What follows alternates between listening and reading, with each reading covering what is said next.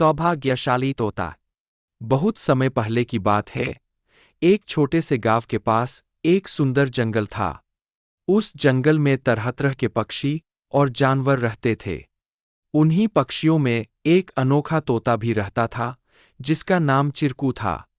चिरकू को लोग सौभाग्यशाली तोता के नाम से जानते थे, क्योंकि जहां भी वह जाता, वहां कोई न कोई चमत्कार हो जाता या किसी की किस्मत बदल जाती। गांव के लोग मानते थे कि अगर चिरकू उनके घर आ जाए, तो उनके जीवन में सुख और समृद्धि आ जाती है। चिरकू हमेशा खुश रहता और अपनी मधुर आवाज में गाने गाता। लोग उसे फल और अनाज खिलाते और उसकी भलाई की कामना करते थे। चिरकू भी गांव के लोगों से बहुत प्यार करता था और जहां भी जाता, खुशियां बांटता।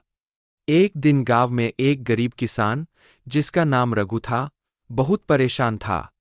उसकी फसलें बर्बाद हो गई थीं और उसके पास खाने को भी कुछ नहीं था। वह दिनरात मेहनत करता, लेकिन किस्मत उसका साथ नहीं दे रही थी। एक दिन रघु ने गांव के लोगों से चिरकू के बारे में सुना और सोचा कि शायद यह सौभाग्यशाली तोता उसकी भी मदद कर सकता है। रघु ने तय किया कि वह चिरकू से मिलकर अपनी किस्मत बदलने की विनती करेगा। अगले दिन वह जंगल की ओर चल पड़ा और चिरकू को खोजने लगा। बहुत ढूंढने के बाद उसे चिरकू एक पेड़ की डाल पर बैठे हुए मिला। रघु ने बड़े ही आदर के साथ कहा। चिरकू ने रघु की बातें ध्यान से सुनी और उसकी आंखों में दया उमड़ आई। चिरकू ने अपनी चोंच में एक छोटी सी चमकती हुई पत्ती उठाई और रघु को देते हुए कहा, यह जादुई पत्ती है। इसे अपनी जेब में रख लो और जब तुम अपने खेत में काम करने जाओ, तो यह पत्ती तुम्हारी किस्मत बदल देगी। रघु ने धन्यवाद कहा और वह पत्ती लेकर अपने घर लौट आया। अगले दिन वह अपने खेत में काम करने के लिए गया। जैसे ही उसने खेत में जुताई शुरू की, अचानक से बारिश होने लगी।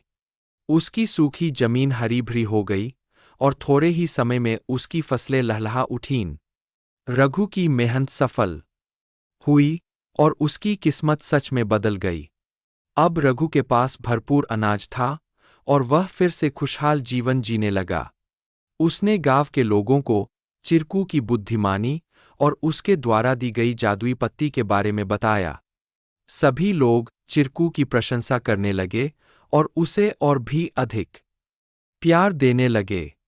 लेकिन चिरकू ने रघु को एक बात कही थी। याद रखना, यह पत्ती सिर्फ तुम्हारी मेहनत का साथ देगी। अगर तुम मेहनत करना छोड़ दोगे, तो यह भी अपना जादू खो देगी। रघु ने चिरकू की बात समझ ली और कड़ी मेहनत जारी रखी। धीरे धीरे उसकी स्थिति पहले से बहुत बेहतर हो गई। वह गांव के सबसे सफल किसानों में से एक बन गया, लेकिन उसने कभी यह नहीं भूला कि उसकी सफलता में चिरकू और उसकी मेहनत का कितना बड़ा हाथ था। कहानी से सीख। इस कहानी से हमें यह सीख मिलती है कि किस्मत भी उन्हीं का साथ देती है, जो खुद मेहनत करते हैं। सौभाग्य और अवसर तभी काम आते हैं, जब हम अपने प्रयासों से उन्हें सही दिशा देते हैं।